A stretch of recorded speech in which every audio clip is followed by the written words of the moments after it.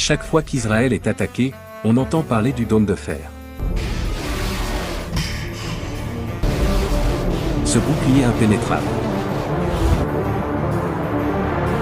Ce mur salvateur dans le ciel.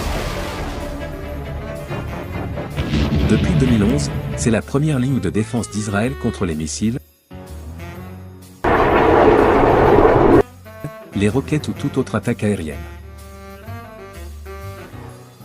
Mais qu'est-ce que le dôme de fer? Et comment fonctionne-t-il réellement? Le dôme de fer est un système de défense aérienne. Il est conçu pour neutraliser les menaces dans le ciel avant qu'elles n'atteignent le sol. Voici comment cela fonctionne. Étape 1, la détection.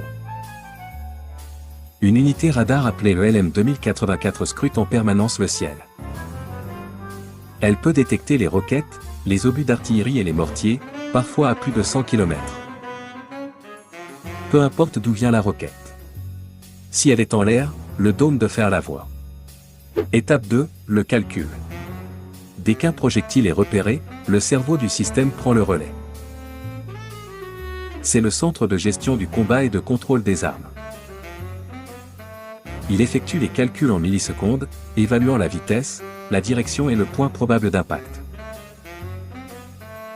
Puis vient la décision. Si la roquette doit tomber dans un champ ou en mer, le système n'intervient pas.